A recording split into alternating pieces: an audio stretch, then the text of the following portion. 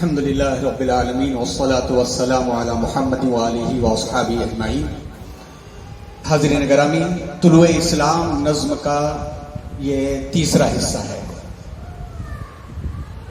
اس سے پہلے نظم طلوع اسلام کا تعارف کرایا گیا تھا۔ دوسرے حصے میں اس کے بند نمبر 3 اور 4 کو خاص طور پر آپ کے سامنے پیش کیا گیا تھا،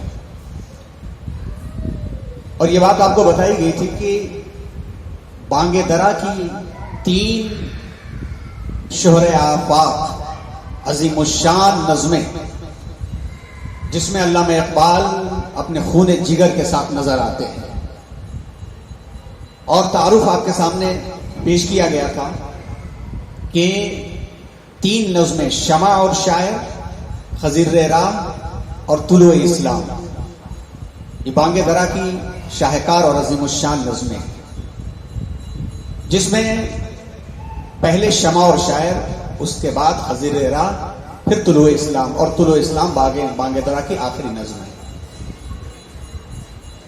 علامہ اقبال کی پوری فکر اس موڑ پر تاریخ کے عروج و زوال اور امیدوں کو ہمارے سامنے پیش کرتی ہے، اور بہت کم کسی شخصیت کی زندگی میں یہ پہلو ملتا ہے کہ ایک طرف یاس اور حرمان کی کیفیت ہو تو دوسری طرف جوش اور ولولے کی بھی کیفیت ہو جائے، اور یہ زیر و بم عروج و زوال جو ہے علامہ اقبال کی شاعری میں ہم کو نظر آئے گا کہ اگر ایک شعر ہم ایسا آیا کہ جس سے لگا کہ مسلمان نہیں راکھ کا ڈھیر ہے، تو پھر اگلی نظم میں یا اگلے شعر میں ایک پیغام مل جائے گا، ذرا نم ہو تو یہ مٹی بڑی زرخیز ہے ساقی۔ اس قسم کے اشعار اور نظمیں علامہ اقبال کے یہاں بھری پڑی ہیں۔ تو پہلے درس میں ہمارے سامنے شمع اور شاعر کا پس منظر پیش کیا گیا کہ جیسے ایک شاعر اپنے دل کی جذبات کو شمع کی لو کے ساتھ جلائے رکھتا ہے، پروانے چاہے جتنے گریں، شمع چاہے جتنی جلتی چلی جائے، اس کی یاس اور اس کی حرمہ نصیبی شمع سے بات کرنے میں گزرتی ہے۔ تو اس نظم میں علامہ اقبال نے 19ویں صدی کی ابتدا کے وقت میں جو مسلمانوں پر زوال کا جو مہیب سایہ تھا اس کو پیش کیا تھا۔ وائے ناکامی متائے کارواں جاتا رہا، کارواں کے دل سے احساسیں زیاں جاتا رہا، لیکن آشنا اپنی حقیقت سے ہو اے دیکھا ذرا، دانا تو کھیتی بھی تو، بارہ بھی تو، حاصل بھی تو، یہ کہہ کر کے بھی پیغام دیتے۔ خضر راہ نظم کے اندر علامہ اقبال نے حضرت خضر علیہ السلام، جن کی حیثیت رہنما کی ہوتی ہے اور جن کا تذکرہ قرآن مجید میں سورہ کہف کے اندر حضرت موسیٰ علیہ السلام کے ساتھ ہے، ان کو تصوراتی طور پر اپنے سامنے رکھ کر کے علامہ اقبال نے امیدوں کے چراغ روشن کیے ہیں، اور حالات اور ماحول جیسا کہ جنگ عظیم کے بعد انقلابات جنم لے رہے تھے، نئی چیزیں آ رہی تھی، اور اس وقت علامہ اقبال نے اس نظم کو پیش کیا، اور کہا جاتا ہے کہ لاہور کے جلسے میں خضر راہ نظم پیش کرتے ہوئے جتنا وہ روئے ہیں اتنا کسی نظم کو پیش کرتے ہوئے رقت طاری نہیں ہوئی، کہ اس شعر سے ہی اس کا مزاج سمجھا جا سکتا ہے یہ گھڑی محشر کی ہے، تو عرصہ محشر میں۔ آج بھی اگر اس شعر کو رکھا جائے تو آج جتنی سچویشن دکھ رہی ہے، چاہے وہ اسلاموفوبیا کی ہو، چاہے وہ ظلم و ستم کی ہو، چاہے وہ منمانیاں کرنے کی ہو، اس وقت جو قوم سوئی ہوئی نظر آ رہی ہے، فجر کے میں نماز و مسجدوں میں پہنچ کے سمجھ میں بات آ جاتی ہے، علامہ اقبال کا شعر یہ تازہ ہو جاتا ہے، یہ گھڑی محشر کی ہے، تو عرصہ محشر میں ہے، پیش کر غافل عمل گر کوئی دفتر میں ہے۔ ارے کچھ بچا ہے تو پیش کر لو، اور نہیں تو پھر محشر سب کچھ تباہ و برباد کر دیتا ہے۔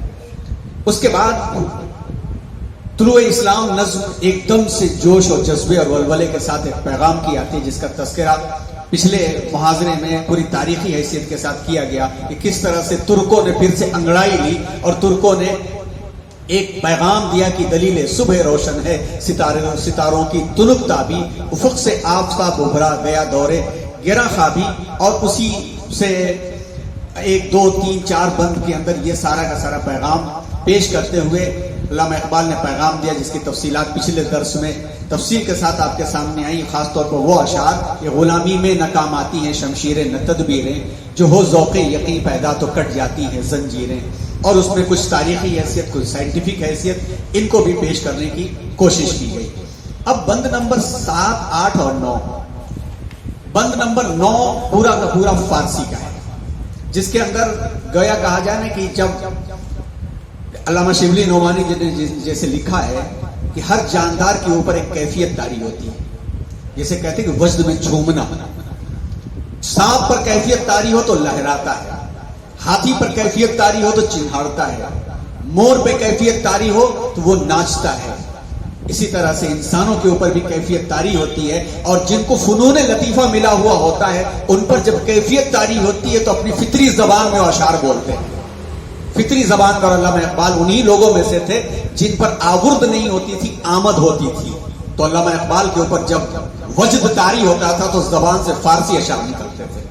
اور بند نمبر 9 میں بیا ساقی نوائے مرغ زار از شاخسار آمد، بہار آمد نگار آمد، نگار آمد قرار آمد۔ بہار آمد، جب بہار آئے گی تو میرا محبوب آئے گا، محبوب کیا؟ قوم کی ترقی، اور جب محبوب آئے گا تو قرار آئے گا۔ یہ علامہ اقبال نے اس کیفیت کو پیش کیا ہے۔ اس سے پہلے والے بند کے اندر ایک پیغام، ٹھوس پیغام دیا، جس کے اندر ایک شعر بڑا مشہور ہے کہ عمل سے زندگی بنتی ہے جنت بھی جہنم بھی، یہ خاکی اپنی فطرت میں نہ نوری ہے نہ ناری ہے۔ اس سے پہلے والا بند 7واں بند ہے، اور آئیے اس 7ویں بند کی تشریح آپ کے سامنے پیش کرنے کی جسارت کی جائے۔ اللہ تبارک و تعالی صحیح پیغام سمجھنے اور پیش کرنے کی توفیق عطا فرمائے۔ اس بند کی وضاحت میں 2 چیز اس میں شامل کرنے کی کوشش کی گئی ہے۔ پہلی چیز کہ پہلے درس کے اندر خودی کا تذکرہ نہیں کیا گیا تھا، دوسرے درس کے اندر تاریخی حیثیت کا تذکرہ اور سائنٹیفک حیثیت کا تذکرہ کیا گیا تھا۔ اس میں چونکہ ایک شعر کے اندر خودی کو سر زندگانی کا نام علامہ نے دیا ہے، تو تھوڑی سی روشنی خودی پر ڈالتے ہوئے ہم آگے بڑھیں گے۔ پھر ساتھ میں اس نظم کے کئی اشعار ایسے ہیں جن اشعار کو پڑھ کر کے قرآن مجید کی آیتیں یاد آ جاتی ہیں، تو ان آیتوں کی ترجمانی پیش کی گئی ہے۔ بند ہے جیسا کہ ابھی آپ کے سامنے عزت مآب جناب سید احمد راحل صاحب نے اس بند کو پیش کیا کہ تو راز کن فقاہیں اپنی آنکھوں پر عیاں ہو جا۔ جب پہلا شعر ہمارے سامنے آتا ہے، تو راز کن فقاہیں اپنی آنکھوں پر عیاں ہو جا، خودی کا رازدہ ہو جا، خدا کا ترجمہ ہو جا۔ اب اس شعر کے اندر 4 باتیں کہی گئی ہیں۔ علامہ اقبال کی شاعری کی خصوصیت ہے کہ کئی اشعار ایسے ہیں کہ ایک لفظ کے اوپر پوری کی پوری کتاب لکھی جا سکتی ہے، اور لکھی بھی گئی ہے، ٹائٹل دیے گئے ہیں۔ ایک تحریر پر نظر پڑی تھی کہ وہ تھا کہ شاہی کے نشیمن پہ زاغوں کا تصرف، شاہی کے نشیمن پہ زاغوں کا تصرف۔ صاف مفہوم سمجھ میں آتا ہے، نااہل جب حکومت پہ آ جائیں تو شاہی کا نشیمن پر کوے بیٹھ جاتے ہیں، تو زاغ کا مطلب کوا ہوتا ہے۔ شاہین کیا ہے؟ شاہین کا ایک مقام ہے، وہ تو صاف طور پر علامہ اقبال کہتے ہیں کہ جھپٹ کر پلٹنا، پلٹ کر جھپٹنا، لہو گرم کر رکھنے کا ہے ایک بہانہ، حماموں کبوتر کا بھوکا نہیں ہے کہ شاہی بناتا نہیں آشیانہ۔ وہ تو دیتا ہے قوم کو، وہ قوم کو دیتا ہے، وہ قوم سے گھسیٹ گھسیٹ کر کے نہیں لیتا، لیکن جب کوے بیٹھ جائیں تو کوے کائیں کہیں کریں گے، اس کے علاوہ اور کوئی کام نہیں ہوگا۔ تو علامہ اقبال کے اشعار میں کئی الفاظ ایسے ملتے ہیں جس پر پوری کی پوری کتابیں لکھ دی گئی ہیں۔ پھول کی پتی، ہیرے کا جگر، مرد ناداں، کلام نرم نازک۔ علامہ اقبال نے کہا تھا پھول کی پتی سے کٹ سکتا ہے ہیرے کا جگر، مرد ناداں پہ کلام نرم نازک بے اثر۔ مائل خیر آبادی نے 4 کتابیں لکھ دی، اسی میں سے یہ شعر بھی ہے۔ راز ہر انسان جاتا ہے، سیکریٹ چیز کا کہا جاتا ہے راز۔ کن فیکون لفظ ہر انسان جانتا ہے، اسی سے تعبیر ہے کن فقا۔ اللہ تبارک و تعالیٰ نے مشیت ایزدی سے خاص جس چیز کو پیدا فرمایا وہ راز۔ اپنی آنکھوں پر آیا، نو یور سیلف، اپنے آپ کو جانو، تم کون ہو، کہاں سے آئے ہو، کہاں تم کو جواب دہ ہونا ہے۔ خودی کا رازداں، خودی کا راز کیا ہے؟ اور خدا کی ترجمانی کیا ہے. یہ چار چیزیں اس شعر میں کہی گئی ہیں. اگر اس شعر کی تشریح کما حقہ کی جائے تو قرآن مجید کی اس آیت سے، سورہ اعراف کی آیت نمبر 172 آپ کے سامنے دکھ رہی ہے. اعوذ باللہ من الشیطان الرجیم بسم اللہ الرحمن الرحیم. وَإِذْ أَخَذَ رَبُّكَ مِنْ بَنِي آدَمَ مِنْ ظُهُورِهِمْ ذُرِّيَّتَهُمْ وَأَشْهَدَهُمْ عَلَىٰ أَنفُسِهِمْ أَلَسْتُ بِرَبِّكُمْ قَالُوا بَلَىٰ شَهِدْنَا أَن تَقُولُوا يَوْمَ الْقِيَامَةِ إِنَّا كُنَّا عَنْ هَٰذَا غَافِلِينَ. سورہ اعراف آیت نمبر 172. یاد کیجئے کہ اس وقت جب آپ کے رب نے بنی آدم کو ان کے پشت سے نکالا اور ان پر گواہی لی اپنے اوپر اور کہا کیا میں تمہارا رب نہیں ہوں؟ کہا ہاں آپ ہی ہمارے رب ہیں. تو اللہ نے کہا دیکھو یہ مت کہنا شہیدنا ہم گواہ ہیں. ہم نے کہا ہم گواہ ہیں.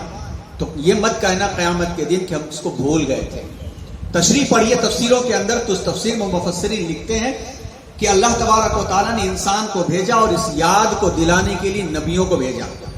نبیوں کے ساتھ کتاب کو بھیجا, کتاب کے ساتھ عبادات اور معاملات کو بھیجا, اور اس دنیا سے گزار کر کے کامران اور کامیاب پہنچانے کے واسطے ہمارے لیے اللہ تبارک و تعالیٰ نے نماز کا نظام دے دیا تاکہ اس چیز کو یاد کیا جائے. اور جو شخص اس چیز کو جتنا یاد کرے گا اتنا اس اپنے راز کو جانے گا کہ ہم نے رب کا دیدار کس وقت کہاں پہ کیا تھا. ہماری روحوں نے رب کا دیدار کیا, اللہ سے باتیں کی ہیں, اور یہی وہی بات ہے.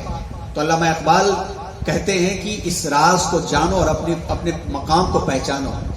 یہ راز تمہارا یہ ہے کہ تم کو اللہ نے خاص مقصد کے لیے بھیجا ہے. وما خلقت الجن والانس الا لیعبدون ولتکن منکم امۃ یدعون الی الخیر ویأمرون بالمعروف وینہون عن المنکر. اور پھر ایک جگہ پر کنتم خیر امۃ اخرجت للناس تأمرون بالمعروف وتنہون عن المنکر وتؤمنون باللہ. اللہ پر یقین, اللہ پر ایمان, خیر کے کام, بھلائی کی تعلیم, یہ ہے تمہارا راز. اور اس راز کے اندر ایک اور بڑا راز پوشیدہ ہے. دنیا کائنات کی ہر چیز اللہ تبارک و تعالیٰ نے اپنی قدرت کاملہ سے بنایا, لیکن خاص مشیت سے اللہ تبارک و تعالیٰ نے انسان کو تیار کیا اور اس میں اپنی روح میں سے کچھ پھونکا. کوئی انسان کا جسم اس دنیا میں رہ جائے گا مگر وہ روح رب کے پاس سے آئی اور رب کے پاس چلی جائے گی. یہ راز ہے, اور اسی روح کو اللہ تبارک و تعالیٰ نے انی جاعل فی الارض خلیفہ خلافت کا مقام اور لقب دیا ہے. اور یہ شعر کہتے ہوئے علامہ اقبال کہتے ہیں دیکھو اس راز کو جانو اور اپنے آپ کو پہچانو. اپنی آنکھوں پر آیا ہو جا, اپنی آنکھوں پر اپنے آپ کو اپنے اوپر ظاہر کر لو کہ تمہارا مقام کیا ہے. اور جو خودی ہے آگے مزید اس کی تشریح آتی ہے کہ علامہ اقبال کی نظر میں خودی کیا ہے. اس کا رازدار بن جاؤ اور خدا کے ترجمان بن جاؤ جو تم کو ذمہ داری دی گئی ہے. اور اسی کے ساتھ ساتھ اس شعر میں کی تشریح میں پروفیسر سید یوسف سلیم چشتی لکھتے ہیں اے ہندی مسلمان, پہلے اپنی حقیقت سے آگاہی حاصل کر کہ تو مقصد تخلیق کائنات ہے. اس کے بعد اپنی خودی کی صحیح طریق پر اور عشق رسول صلی اللہ علیہ وسلم کے اوپر تربیت کر, اس کے بعد دنیا میں حکومت الہیہ قائم کر دے. یہ پیغام اس شعر سے ملتا ہے. پھر اس کے بعد دوسرے شعر میں ہوس نے کر دیا ہے ٹکڑے ٹکڑے نوع انسان کو, اخوت کا بیاں ہو جا محبت کی زبان ہو جا.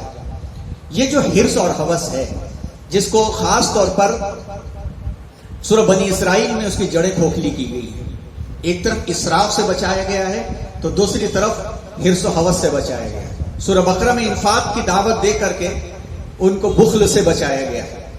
حرص اور ہوس اور طمع یہ وہ روحانی بیماریاں ہیں جن روحانی بیماریوں میں انسان دوسروں کی چیزوں کو چاہتا ہے کہ اسے چھین کے مجھے مل جائے.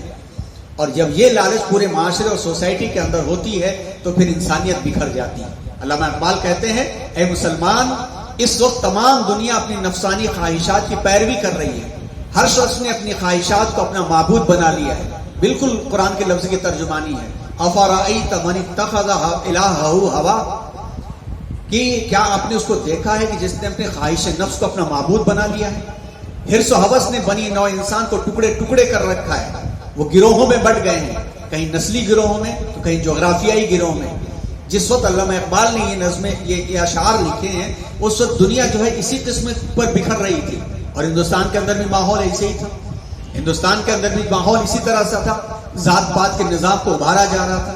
انگریز طاقت خاص طور پر یہاں پر ڈیوائیڈ اینڈ رول کی پالیسی کے اندر دبی کچلی قوموں کو ان کی تاریخ پڑھا کر کے ابھار رہے تھے، اور اس تاریخ کے اندر وہی پہلو پڑھا رہے تھے کہ جن پہلوؤں پر کسی خاص حصے کے کسی ایک شخص نے ظلم کیا ہو تو اس ظلم کو پوری قوم کے اوپر لادا جا رہا تھا۔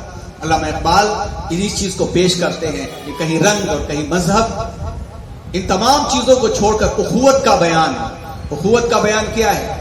انما المؤمنون اخوہ فاصلحوا بین اخویکم، سورہ حجرات۔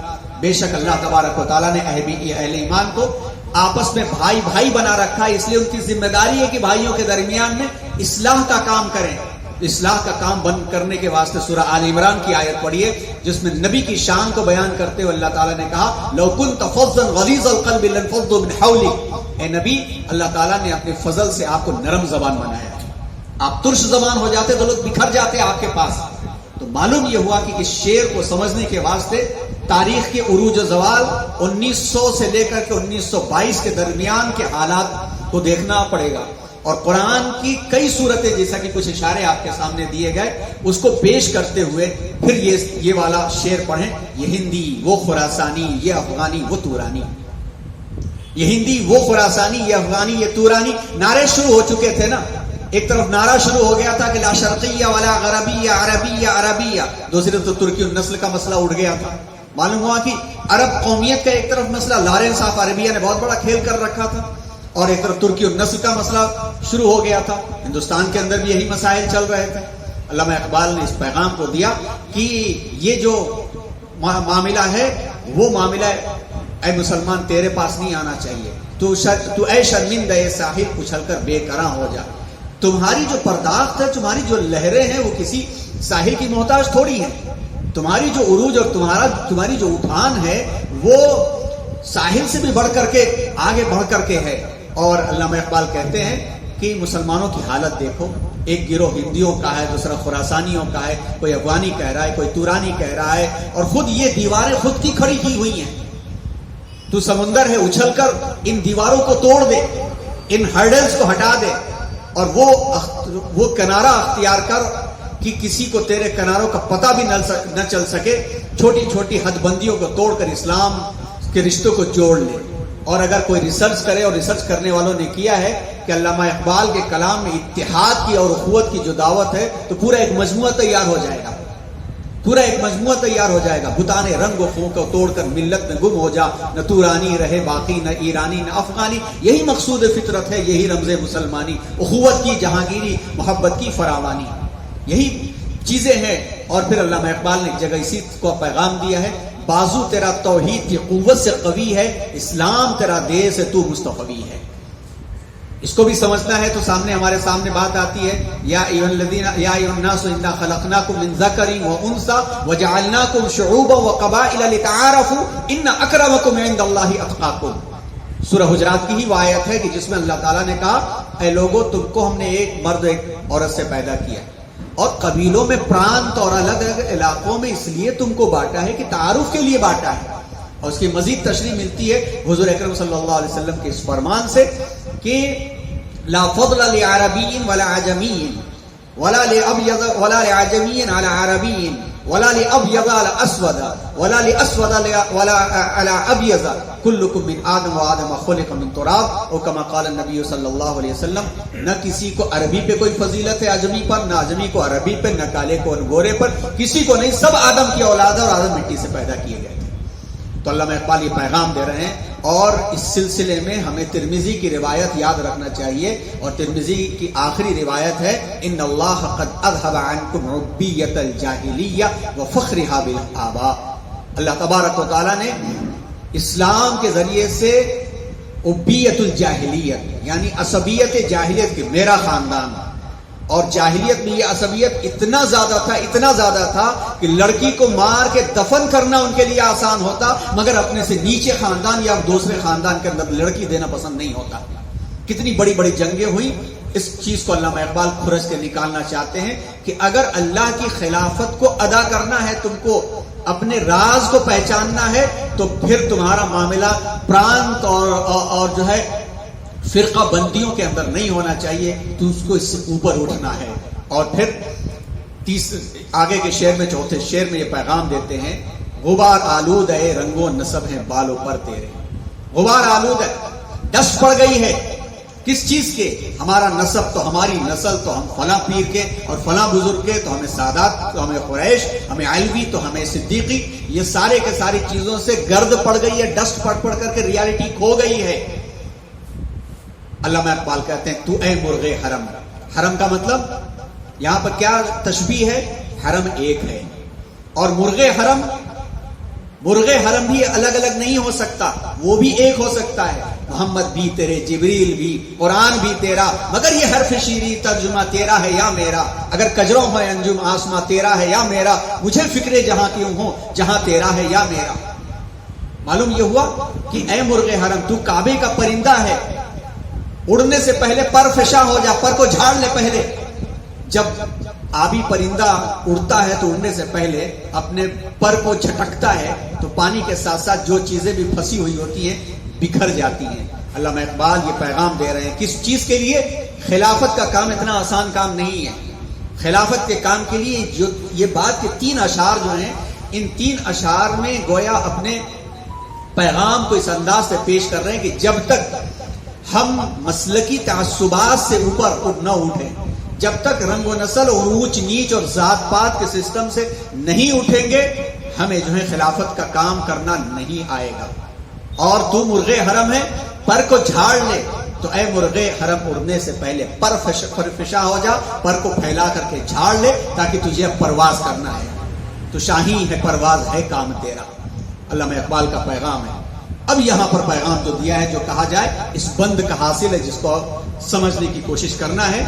خودی میں ڈوب جا غافل, یہ سر زندگانی ہے. خودی میں ڈوب جا غافل, نکل کر حلقہ شام و سحر سے جاویدہ ہو جا. علامہ اقبال کی شاعری میں کچھ الفاظ خاص ہیں جس میں سب سے بڑا فیکٹر جو ہے ان کی شاعری کی کامیابی کا خودی ہے. دنیا نے خودی کے لفظ کو اپنی انانیت کے لیے استعمال کیا, لیکن علامہ اقبال نے خودی کے لفظ کو کھوج نکالا. گویا کہا جائے کہ علامہ اقبال کی خاص ڈسکوری ہے. میونخ یونیورسٹی میں رہتے ہوئے آپ نے جو ریسرچ کیا, فلسفی پر جو آپ نے غور کیا, تو آپ کو یورپین فلاسفرز بھی ملے, شعراء بھی ملے, نقشے کو بھی پڑھنے کا موقع ملا. خاص طور پر خودی کا لفظ جو ہے اس سے زیادہ جڑا ہوا ہے, جس کی الگ تشریح کسی اور موقع پر کی جائے گی. فارسی شعراء کو بھی پڑھا انہوں نے, تو جہاں پر بھی لفظ ملا خودی, وہ انانیت اور تکبر اور غرور کے معنی میں ملا, لیکن اس لفظ کے ساتھ انصاف نہیں ہو رہا تھا.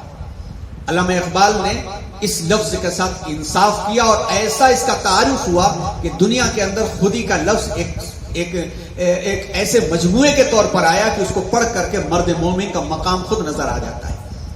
اس لفظ کو رکھ دیا جائے تو اشعار سارے کے سارے آس پاس گھومتے ہیں. پرے ہے چرخ نیلی فام سے منزل مسلمہ کی, ستارے جس کی گرد راہ ہو وہ کار ماتو ہے, نہ تو زمین کے لیے نہ آسماں کے لیے. یا اس طرح کے جو بھی اشعار ہیں, یہ سارے کے سارے اشعار اسی خودی کے گرد گردش کرتے ہیں. آئیے خودی کے لفظ کو تھوڑا سا سمجھتے ہوئے پھر اس شعر پر واپس آئیں گے. کلام اقبال میں خودی کا تصور, خودی جو ہے ایک بہت واسٹ کینواس, وسیع معنی میں استعمال ہوا ہے. کلام اقبال میں جا بجا اس کا استعمال ہوا ہے, اور بعد میں خاص طور پر آپ دیکھیں کہ 2 باقاعدہ مجموعے ہیں, اسرار خودی, رموز بے خودی. اور اسرار خودی میں اس کی وضاحت بہت ہے, وہیں سے کچھ چیزیں ہم نے لیا ہے.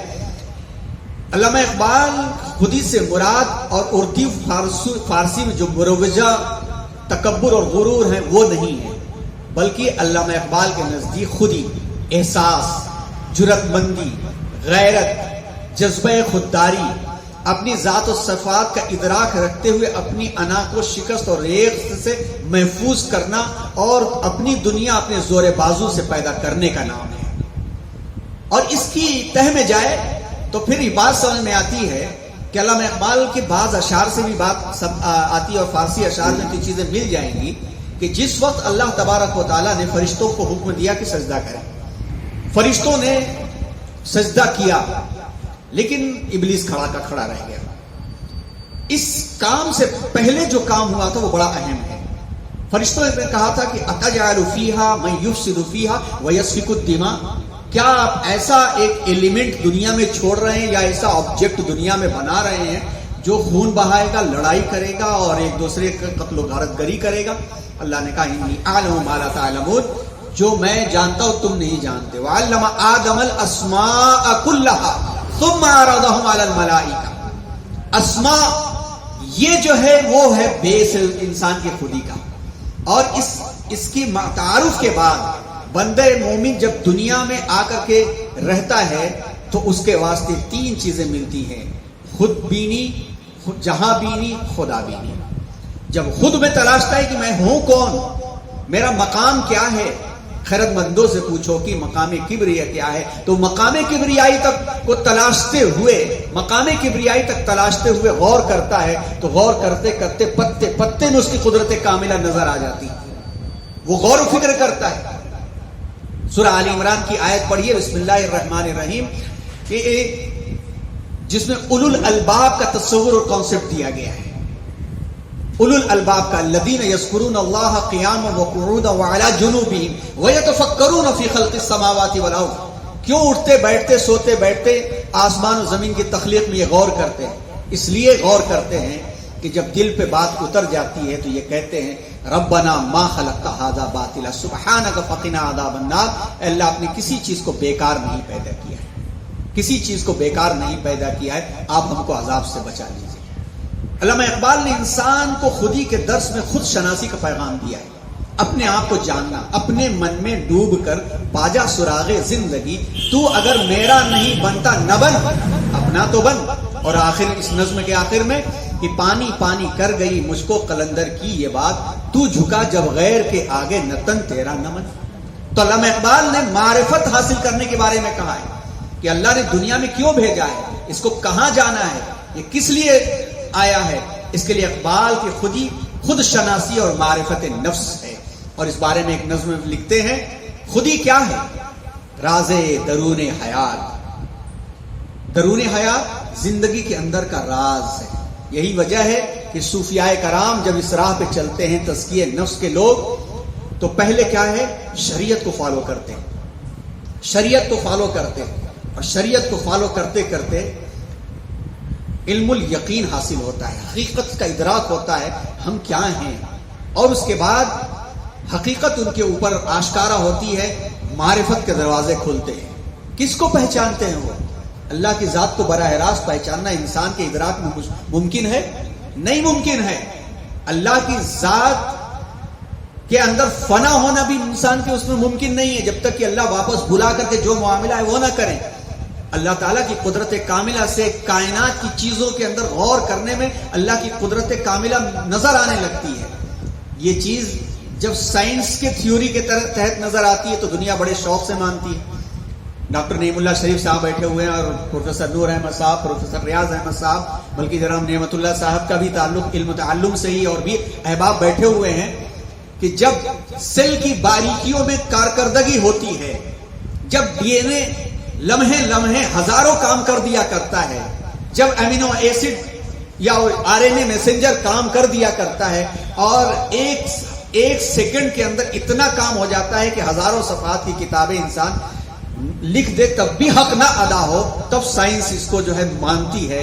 لیکن اللہ کا بندہ جب قرآن کی آیت پہ غور کرتا ہے کہ سارے پیڑ قلم بنا دیے جائیں، سارے سمندر سیاہی بنا دیے جائیں، تو پیڑ ختم ہو جائیں گے، سیاہی ختم ہو جائے گی، اللہ کے کلمات مکمل نہیں ہوں گے. یہ تو صرف ایک دنیا کے ایک انسان کے اندر کی بات ہے.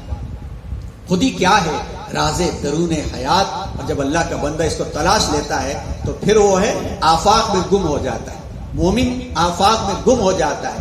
خودی کیا ہے؟ بیداری کائنات. خودی کائنات کی یہی بیداری ہے. ازل اس کے پیچھے ابد سامنے، ازل اس کے پیچھے ابد سامنے، نہد اس کے پیچھے نہد سامنے. آیا کس کے پاس سے ہے؟ وہ اس کے پاس سے آیا ہے جو ہمیشہ سے تھا. جائے گا کس کے پاس؟ جو ہمیشہ رہے گا. ہمیشہ سے ہے، ہمیشہ رہے گا. اول بھی تو، آخر بھی تو، ظاہر بھی تو، باطن بھی تو ہی تو ہے، تو ہی تو ہے، تیرے سوا میرا الہ کوئی نہیں. یہ مزاج پیدا ہو جاتا ہے اس کے اندر. ازل اس کے پیچھے، ابد سامنے، نہد اس کے پیچھے، نہد سامنے، زمانے کے دھارے میں بہتی ہوئی، ستم اس کی موجوں میں سہتی ہوئی. ازل سے ہے یہ کشمکش میں اسیر ہوئی، ازل سے ہے یہ کشمکش میں اسیر ہوئی، خاک آدم میں صورت پذیر، خودی کا نشمن تیرے دل میں ہے، فلک جس طرح آنکھ کے دل میں ہے. اگر ایک میڈیکل ڈاکٹر کو کہہ دیا جائے، ایک سائنسدان کو کہہ دیا جائے کہ آنکھ کے اندر کے سیلز کی تشریح کرے تو شاید پوری کائنات کی تشریح ہو جائے. تو علامہ اقبال کا جو تصور خودی ہے، اس تصور میں بغور دیکھا جائے تو اس میں فلسفہ خودی غالب ہے، بلکہ کہیں کہیں تو اتنا زیادہ ہے کہ اسی خودی کے فلسفے کی وجہ سے علامہ اقبال کو شعراء کے مقام میں جب موازنہ کیا گیا تو ان کو فلسفی زیادہ قرار دیا گیا، فلسفی زیادہ قرار دیا گیا. آپ نے مختلف انداز میں خودی کا مفہوم قوم کے سامنے رکھا. اقبال سے پہلے خودی کے معنی غرور، تکبر اور عزت و ناز کے لیے لیے جاتے تھے، لیکن اقبال نے پہلی مرتبہ اسے فصیح و بلیغ مفہوم عطا کیا. اقبال نے بتایا خودی کے معنی قرب کے لیے. خودی یقین کی گہرائی ہے، خودی سوز حیات ہے، خودی ذوق تخلیق ہے، خودی خود آگاہی ہے. جب عشق سکھاتا ہے آداب خود آگاہی، خدا نہیں خود آگاہی، کھلتے ہیں غلاموں پر اسرار شہنشاہی. عطار ہو، رومی ہو، رازی ہو، غزالی ہو، کچھ ہاتھ نہیں آتا بے آہے سحرگاہی. نومید ہو نہ ہو ان سے اے رہبر فرزانہ، کم کوش تو ہے لیکن بے ذوق نہیں راہی. دارا و سکندر سے وہ مرد فقیر اولا ہو جس کی فقیری میں بوئے اسد اللہ. معلوم یہ ہوا اے طائر لاہوتی، اے طائر لاہوتی، اس رزق سے موت اچھی جس رزق سے آتی ہو پرواز میں کوتاہی. یہ ہے خودی کا مقام. پھر سے جملوں پر غور کیجئے، یہ اسرار خودی سے ترجمے کیے ہوئے ہیں اور ایک مضمون ہے، وہاں سے ہم نے اس کو لیا ہے. علامہ اقبال کے ہاں خودی یقین کی گہرائی، یقین کا مطلب کانفیڈنس، انڈرسٹینڈنگ، اس کی گہرائی، سوز حیات، ذوق تخلیق، خود آگاہی، اور آخر میں کہتے ہیں عبادت ہے. اس لیے اقبال تربیت خودی کو تعلیم کا پہلا زینہ قرار دیتے ہیں.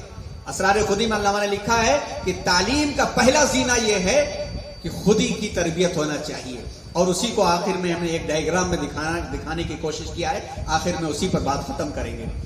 جو نوجوان اس سے ناآشنا ہے اس کی تربیت نامکمل ہے، زندگی بیکار ہے. تیرے صوفے ہیں افرنگی، تیرے قالی ہیں ایرانی، لہو مجھ کو رلاتی ہے جوانوں کی تن آسانی. کبھی اے نوجوان مسلم تدبر بھی کیا تو نے، کبھی اے نوجوان مسلم تدبر بھی کیا تو نے. وہ کیا گردو تھا تو جس کا ہے ٹوٹا ہوا تارا، تجھے اس قوم نے پالا تھا آغوش محبت میں، کچل ڈالا تھا جس نے پاؤں میں تاجے سرے ڈالا. لٹا دی ہم نے جو اسلاف سے میراث پائی تھی، سریا سے زمین پہ آسمان نے ہم کو دے مارا. خودی کے عناصر دیکھیے. علامہ اقبال کے فلسفے خودی کے جو عناصر ہیں، نمبر 1، اقبال کے فلسفے خودی میں بندہ مومن کی فضیلت ملتی ہے. اس کی استعداد، ایبلٹی اور قابلیت اور صلاحیت پر بڑا زور دیا گیا ہے، اور بتایا گیا ہے کہ بندہ مومن کے اجزاء ترکیبے میں اگر خودی کا عنصر نہ شامل ہو تو وہ مومن کہلانے کا لائق ہی نہیں ہے. مومن کہلانے کے لائق ہی نہیں ہے. ہر لہجہ ہے مومن کی نئی شان، نئی آن، گفتار میں، کردار میں اللہ کی برہان، قہاری و غفاری و قدوسی و جبروت. یہ 4 عناصر ہو تو بنتا ہے مسلمان. یہ بات کسی کو نہیں معلوم کہ مومن قاری نظر آتا ہے، حقیقت میں ہے قرآن. علامہ اقبال کے شعر کو سمجھنے کے لیے ادھر پیچھے جانا پڑے گا. تو یہاں تک دعویٰ کرتے ہیں کہ جس کے اندر اپنا سیلف ریسپیکٹ، اپنے مقام کو نہ پہچاننے کا جذبہ ہو تو وہ مومن کہلانے کا لائق ہی نہیں. دوسری بات یہاں پیش کرتے ہیں علامہ اقبال، دوسرا بڑا ایلیمنٹ عنصر عشق اور عقل کی مار کا آرائی ہے. اور اقبال نے ہمیشہ عشق کی برتری کا اظہار کیا ہے، اور اس جگہ پر وہاں پر پیغام دیتے ہیں کہ مرد پیر رومی سے کیا پیغام اس کو ملا ہے، اور اسے دیتے ہیں کہ اے مومن، اگر تنے تنہا تو خودی کی تلاش میں نکلے گا تو بھٹک جائے گا، اسی لیے کسی مقتدا کے ہاتھ میں اپنا ہاتھ دے دے. علامہ اقبال کے عناصر ترکیبی خود جو ہیں، جس میں ایمان، عرفان، قرآن، تو اس کے ساتھ آہ سحرگاہی، تو اس کے ساتھ ساتھ پیر رومی بھی ہیں جو مرشد بنا کر کے آگے پر جڑتے ہیں. فلسفہ خودی کا ایک عنصر ہے خیر و شر کی کشمکش، جو کائنات میں ہر آن جاری ہے، اور علامہ اقبال خودی میں زندگی کی جہد مسلسل کو ایک عنصر خیال کرتے ہیں، اور اسی جگہ پر وہ پیغام دیتے ہیں کہ کسی کے ہاتھ میں اپنا ہاتھ دے کر کے آگے بڑھو، تب جا کے خود ہی تمہاری کام آئے گی، نہیں تو منمانی طریقے پر لوگوں نے بھٹک کر کے اپنی اپنی راہیں جو بنایا ہے، باطل فرقوں کو جنم دیا ہے، اور دنیا کو جو ہے انہوں نے جہنم کا نمونہ بنا رکھا ہے۔ اور پانچواں عنصر بتاتے ہیں وَلَا تَكُونُوا كَالَّذِينَ نَسُوا اللَّهَ فَأَنسَاهُمْ أَنفُسَهُمْ۔ یہ آیت کی تشریح نہیں ہے، لیکن اس کو پڑھتے ہوئے یہ آیت یاد آ گئی۔ وَلَا تَكُونُوا كَالَّذِينَ نَسُوا اللَّهَ فَأَنسَاهُمْ أَنفُسَهُمْ۔ سورہ حشر کی آخری رکوع میں اللہ نے فرمایا ان لوگوں کی طرح مت ہو جانا جنہوں نے اللہ کو بھلا دیا تو اللہ نے ان کو ان سے غافل کر دیا۔ یہ سب سے بڑا مرض ہے۔ ایک شخص اپنے قابلیت سے غافل ہو جائے تو اس سے بڑا کون شخص خراب ہو سکتا ہے؟ ایک بھکاری پھٹا حال ہے، اور بھکاری پھٹا حال ہاتھ پھیلا کے مانگ رہا، لوگ کہیں گے کچھ نہیں، کچھ دے دیتے ہیں۔ ایک شخص مرسیڈیز کار کے دروازے پر کھڑا کہ اس کی کار ہے اور ہاتھ میں ہیرا اچھال رہا ہے اور کہہ رہا اللہ کے نام پہ دیو با، اللہ کے نام پہ دیو با، لوگ تھوک کر کے جائیں گے۔ مومن کا کام یہی ہے کہ اس کے دل میں وہ مقام تھا جس مقام کو مومن نے بھلا دیا، تو اللہ نے کہا ان لوگوں کی طرف مت ہو جانا جنہوں نے اللہ کو بھلایا تو اللہ نے ان سے ان کو غافل کر دیا۔ تو فلسفہ خودی کا ایک بہت بڑا عنصر حیات جاویدانی اور بقائے دوام کا تصور ہے، ہمیشہ ہمیشہ کی زندگی ہے۔ مومن کی موت اس کا اختتام نہیں ہے، وہ دوام زندگی ہے، وہ ماہیت کی تبدیلی ہے۔ ماہیت کی تبدیلی کے بعد وہ اپنے عمل کے اعتبار سے کامیاب ہوگا تو جنت نشین ہو جائے گا، وہ جا کر خلد آشیاں ہو جائے گا۔ اور لکھتے ہیں کہ خودی کو کر بلند اتنا کہ ہر تقدیر سے پہلے خدا بندے سے خود پوچھے بتا تیری رضا کیا ہے۔ حدیث میں آتا ہے نا کہ جب بندے مومن اللہ کے واسطے اللہ کے لیے اپنے آپ کو قربان کر دیتا ہے، گم ہو جاتا ہے، تو میں اس کا ہاتھ بن جاتا ہوں، میں اس کا پیر بن جاتا ہوں، میں اس کی زبان بن جاتا ہوں۔ ہاتھ ہے اللہ کا، بندہ ہے مومن کا ہاتھ۔ علامہ اقبال نے اپنے اشعار میں کہا ہے۔ اب خودی کی تربیت کے 3 عناصر بھی سن لیں، بہت تفصیل ہے، بہت مختصر ہم نے اس کو کیا ہے تاکہ وقت پہ بات پوری ہو جائے۔ علامہ اقبال نے اسرار خودی میں تربیت خودی پر مفصل گفتگو کیا اور بتایا ہے کہ ان کے نزدیک خودی کے درجہ ذیل 3 مراحل ہیں۔ تمام مخلوقات میں انسان ہی خدا کے نظام تکوینی آپ کو معلوم ہے، تشریعی اور تکوینی۔ تشریعی شریعت، اس میں اللہ کا نمائندہ جو ہوتا ہے وہ نبی ہوتا ہے۔ تکوینی کائنات، سسٹم، نظام، اس میں ہر بندہ اس میں خلافت ادا کر سکتا ہے اور نمائندگی ادا کر سکتا ہے، اور انسان کے علاوہ کسی کے پاس وہ صلاحیت نہیں ہے جو خدا کی نیابت انجام دے سکے۔ لیکن اس وقت جب انسان اپنی خودی کی تربیت کر لے اور خود کے اور نظام عالم کے اسرار و رموز کو سمجھ لے، اطاعت اور ضبط کے مرحلے کو طے کر لے، اور وہ 3 ہے: اطاعت خداوندی، ضبط نفس اور نیابت الہی۔ اطاعت الہی یا اطاعت خداوندی کے اندر علامہ اقبال نے حدیث کی مثال پیش کی ہے کہ حدیث کی اتباع کرتے ہوئے فرما بردار اونٹ کی مثال پیش کی ہے کہ اونٹ کی کچھ خصوصیات ایسی ہیں کہ وہ خصوصیات ایک مسلمان کی خصوصیات سے کمپیئر کیا انہوں نے۔ وہ مثنوی اسرار خودی میں کہتے ہیں اونٹ کم کھاتا ہے، تھوڑا سوتا ہے، لیکن صبر و تحمل اور مستقل مزاجی کے ساتھ اپنے مالک کے حکم کے مطابق صحرا اور بیاباں میں طویل سفر کرتا ہے۔ اس دوران میں پیش آنے والی دشواریوں کو بخوبی آسانی سے برداشت کرتا ہے اور اپنے قدموں سے آواز بھی نہیں نکلنے دیتا۔ اور علامہ اقبال کہتے ہیں کہ ایک مسلمان کی بھی یہی ذمہ داری ہے کہ اپنے مالک حقیقی کی فرما برداری کو حرز جا بنا دے، اپنے دل کی آواز بنا دے، اس لیے کہ خدا کی غلامی کی وجہ سے انسان میں طاقت پیدا ہوتی ہے، دنیا کی منفی قوتوں سے ٹکرانے کا مزاج پیدا ہوتا ہے، بے خطر کود پڑا آتش نمرود میں عشق عقل ہے محو لب تماشا ہے بام ابھی۔ قدم کامیابی قدم چومنے پر مجبور ہو جاتی ہے۔ ممکن ہے کہ یہ لوگ اعتراض کریں کہ بندہ آزاد پیدا ہوا ہے، پھر وہ فرما برداری کے جبر کو خود پر کیوں مسلط کرے؟ علامہ نے اس کا جواب دیتے ہوئے کہا یہ جبر عام نہیں ہے، بلکہ یہ وہ جبر ہے جس میں اختیار پوشیدہ ہے، یعنی اپنے آپ کو اس کے حوالے کر دے اور پھر دنیا کے اندر آزادہ نہ زندگی گزارے۔ اور خودی کی تربیت کی دوسری چیز ہے ضبط نفس، یعنی ضبط نفس اطاعت الہی کا منطقی نتیجہ ہے کہ جب انسان اللہ کی اطاعت کرتا ہے تو خود بخود کنٹرول کرنے لگتا ہے، اور اسی کے اندر بات آتی ہے کہ فاما من طغى وآثر الحیات الدنیا فإن الجحیم هی المأوى واما من خاف مقام ربه ونهى النفس عن الهوى فإن الجنة هی المأوى۔ ضبط نفس کے اندر یہ بات بھی ملتی ہے کہ جو شخص حد سے بڑھ گیا اور دنیاوی زندگی کو ترجیح دی، منمانی خواہشات کو پورا کرتا رہا، اس نے اپنی خواہشات کو اپنا معبود بنا لیا، تو جہنم اس کا ٹھکانہ ہوتا ہے۔ اور جس نے اپنے رب کے سامنے کھڑا ہوا اور جو ڈر گیا، اپنے نفس کو خواہشات سے اس نے روک دیا، تو جنت اس کا ٹھکانہ ہے۔ جب یہ دو چیزیں ہو جاتی ہیں تو تیسری چیز خود بخود آتی ہے، نیابت الہی، اور نیابت الہی کے مرحلے میں انسان داخل ہوتا ہے تو من جانب اللہ اسے خلافت ملتی ہے۔ سورہ بقرہ پڑھیے تو بنی اسرائیل کو تذکرہ ہے کہ تم نے نیابت الہی کا استحقاق جو ہے ٹھکرا دیا، اللہ کی اطاعت کو ٹھکرا دیا، نبیوں کو تم نے قتل کیا اور اللہ کے نظام سے تم نے بغاوت کیا، اس لیے تم کو ہٹا کر کے بنو اسماعیل کو لایا گیا۔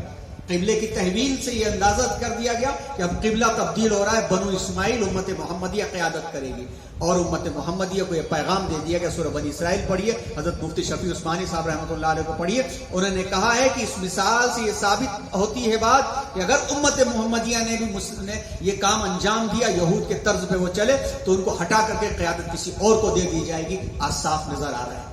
علامہ اقبال انہی چیزوں میں کہتے ہیں، اور انہی چیزوں میں کہنے کے بعد یہ کہتے ہیں کہ خودی میں ڈوب جا غافل، یہ سر زندگانی ہے۔ اور اس کے بعد پھر آگے کے شعر میں کہتے ہیں مساف زندگی میں سیرت فولاد پیدا کر۔ مساف زندگی، مساف کا کہتے ہیں صف، سیرت فولاد، فولاد کی سیرت۔ اس کو فولاد نہیں کہا گیا، اس کو پروفیسر ریاض احمد صاحب علماء کو پڑھایا کرتے تھے، لوہے کا تذکرہ پڑھایا کرتے تھے، لوہے کا ایٹم کا تذکرہ پڑھایا کرتے تھے کہ لوہے کا کردار انسان کے جسم میں کیا ہے، اور لوہے کے ایٹم کا کردار اس کائنات کے اندر کیا ہے، اور سورج سے متعلق کیا ہے، اور اس کے ایٹم کی صلابت کیا ہے۔ تو علامہ اقبال کہتے ہیں زندگی کی صف میں فولاد بن جاؤ، مساف زندگی میں سیرت فولاد پیدا کر، be frontier in the front in the reality of life, frontier بن جاؤ، شبستان محبت میں حریر و پرنیا ہو جا۔ محمد الرسول اللہ والذین معه اشداء علی الکفار رحماء بینہم۔ سورہ فتح کی آیت کی ترجمانی ملتی ہے کہ محمد صلی اللہ علیہ وسلم اللہ کے رسول ہیں، ان کے ساتھ جو لوگ ہیں وہ نافرمانوں پر سخت ہیں اور آپس میں نرم دل ہیں۔ تو شبستان محبت میں حریرو پرنیا ہو جا۔ اور اسی کی وضاحت ضرب کلیم میں یوں ملتی ہے کہ مومن کون ہے؟ وہ حلقہ یارا میں تو ابریشم کی طرح نر، رزم حق و باطل ہے تو فولاد ہے مومن۔ افلاک سے ہے اس کی حریفانہ کشاکش، خاکی ہے مگر خاک سے آزاد ہے مومن۔ زمین سے پیدا ہوا ہے لیکن اس کی پرواز ہے، جچتے نہیں کنجش کو حمام اس کی نظر میں۔ یہ چھوٹے موٹے دنیا کے جس کو کہتے ہیں نا چلر کام، چھوٹے موٹے کام اس کو نہیں آتے کہ کرسی گھسیٹنے کے واسطے کمیشن یہاں سے کھا لیا، اس کی دلالی کر لیا، اس کو کر لیا، یہ اس کا کام نہیں ہے۔ جبریل و اسرافیل کا صیاد ہے مومن۔ کہتے ہیں فرشتے کی دل آویز ہے مومن، ارے مومن تو جہاں دیکھو دل لٹکا لیتا ہے۔ حوروں کو شکایت ہے کہ کم آمیز ہے مومن، مومن تو ملتا ہی نہیں، مل جائے تو ہمارا استقبال ہے اس کے لیے۔ ضرب کلیم اس کی حفاظت، ان کی وضاحت ہوتی ہے۔ اور علامہ اقبال کہتے ہیں گزر جا بن کے سیلے تندروں کو ہو بیاباں سے۔ ایک ندی جب سیلاب پیدا کرتی ہے اور پہاڑ سے ٹکراتی ہے تب اس کا مزہ آتا ہے کہ دیکھنے کے لیے تو پانی ہے، لیکن جب سیلاب بنتی ہے اور پہاڑوں سے جب جا کے ٹکراتی ہے تو کتنی چٹانوں کو توڑ کر کے ریزہ ریزہ کر کے ریت بنا دیتی ہے، کبھی ہم سینڈ کے نام سے، کبھی بالو کے نام سے بلڈنگوں میں لگا لیتے ہیں۔ یہ پانی کا کردار ہے۔ علامہ اقبال کہتے ہیں اسی طرح سے اے مومن، بیابان پہاڑ چٹان آ جائے تو تیز و تند سیلاب بن جاؤ اور ان کو ٹکر دے کر کے راستہ بنا کر کے نکل جاؤ۔ گلستہ راہ میں آ جائے تو جوئے نغم خواہ ہو جا۔ اگر نرمی کا ماحول آ جائے اور نرمی کے لوگ آ جائیں تو پھر نرمی کا رویہ اختیار کر لو۔ اے مسلمان، کوئی دشمن تیرے سامنے آ جائے تو کوہ بن کر کے آ جائے تو اس کا مقابلہ کر، لیکن کوئی تجھ سے دوستی کا ہاتھ بڑھائے تو اس کے ساتھ حسن سلوک کر۔ اور تیرے علم و محبت کی نہیں ہے انتہا کوئی، تیرے علم و محبت کی نہیں ہے انتہا کوئی، نہیں تجھ سے بڑھ کر ساز فطرت میں نوا کوئی۔ علم و محبت کی تیری انتہا نہیں ہے، اور فطرت کے ساز میں جو بھی قدرت کا نظام ہے، جو بھی معاملہ ہے، تجھ سے اچھا کوئی نہیں گا سکتا اس کو۔ نیچرل ساز تو تمہارے پاس ہے، اور وہ ساز کیا ہے؟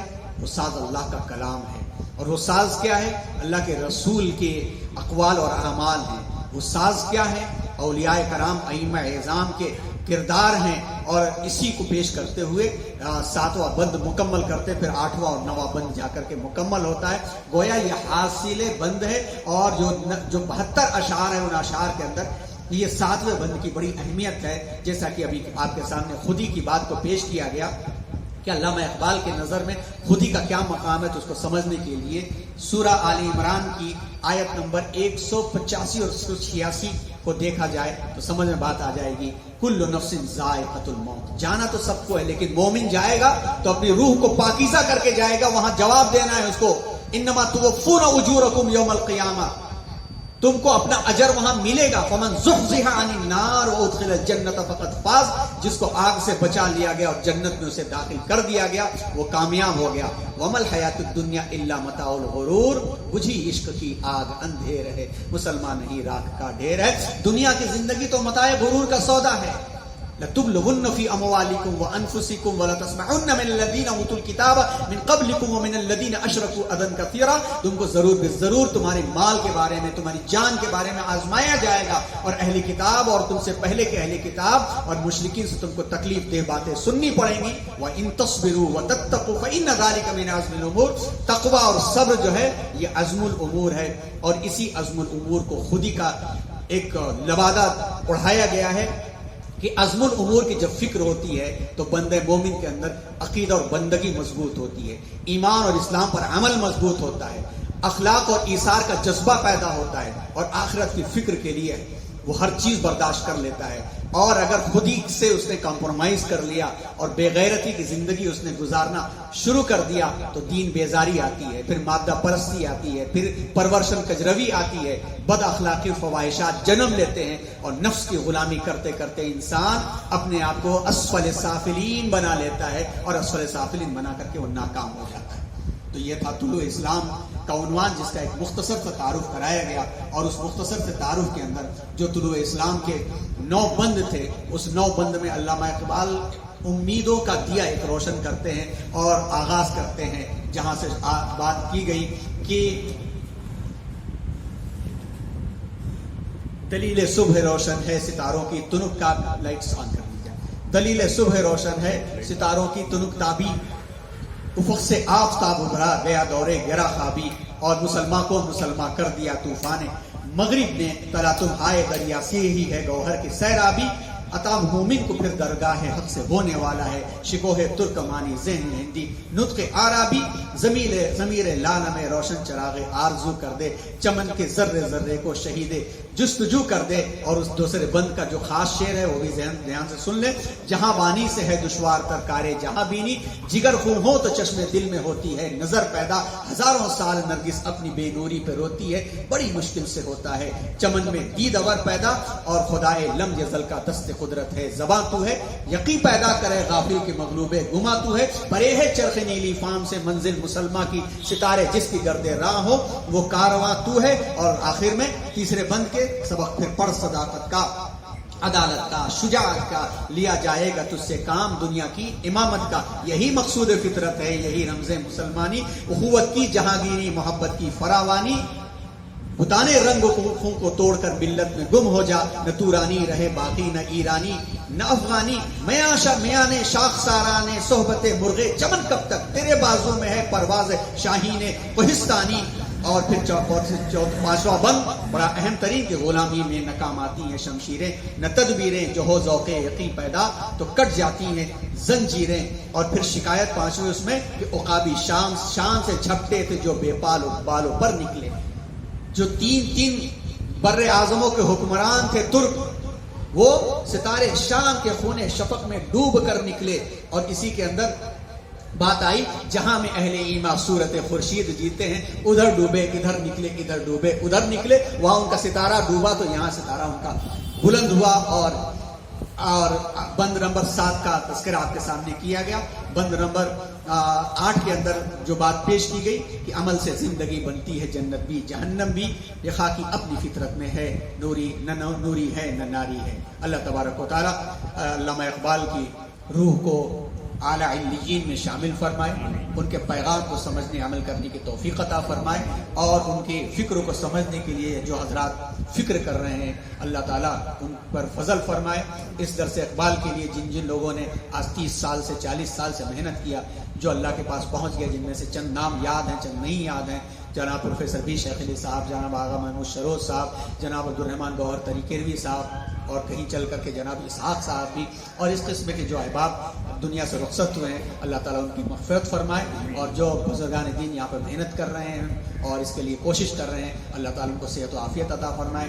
جناب پروفیسر ریاض احمد صاحب، جناب نعمت اللہ صاحب، جناب سید احمد راحل صاحب، جناب ڈاکٹر نعیم اللہ شریف صاحب، اور تشریف لانے والے تمام احباب کا ہم شکریہ ادا کرتے ہیں، دعا کی درخواست کرتے ہیں. اللہ تعالیٰ ہم سب کے معاملے میں فضل فرمائے. آمین. وآخر دعوانا ان الحمد للہ رب العالمین. سبحان اللہ و بحمدہ، سبحان اللہ العظیم.